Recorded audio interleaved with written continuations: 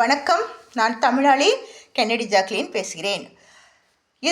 இன்றைய தலைப்பு மொழி, தமிழ் மொழி தோன்றிய விதம், அதை பற்றி கூறுகிறேன். அதற்கு முன்னால் லைக் பண்ணுங்கள், ஷேர் பண்ணுங்கள், சப்ஸ்கிரைப் பண்ணுங்கள். ஒரு மொழியில் அத்தி பூத்தது போன்று என்றோ ஒரு நாள் ஒரு இலக்கியம் தோன்றினால் அது முன்பின் தொடர்பு இல்லாததாக இருக்கும். எந்த தொடர்பு இல்லாததாக இருக்கும்.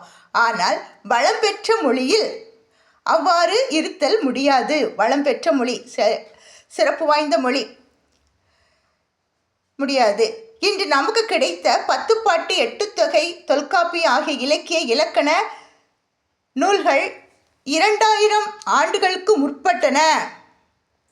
ஆயினும் இத்தமிழர்கள் வாழ்வு உச்ச நிலையில் இருந்த பொழுது, அவங்க எப்படி ரொம்ப சிறப்பாக வாழ்ந்தபோது, தமிழை வளர்த்த போது தோன்றியிருக்க வேண்டும்.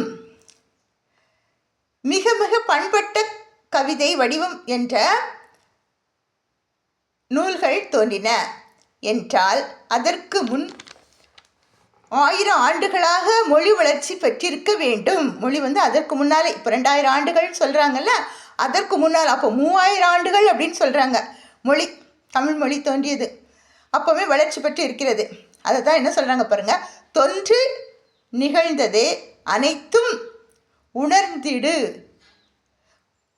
உணர்ந்திடு சூழ்கலை வாணர்களும் இவள் என்று பிறந்தவள் என்று உணராத இயல்பினளாம் எங்கள் தாய்.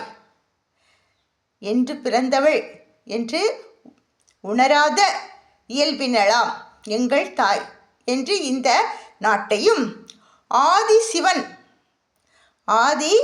சிவன் பெற்றுவிட்டான் என்னை என்று கவியரசர் பாரதியார் பாடி சென்றார்.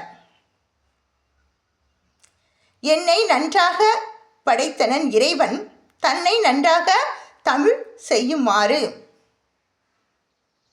அப்படின்னு சொன்னார். யார்? திருமூலர்.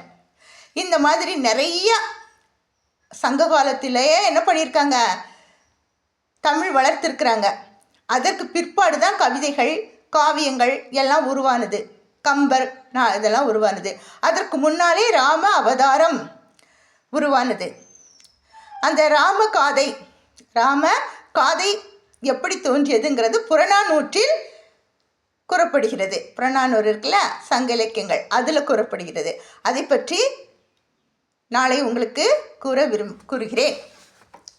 நன்றி, வணக்கம்.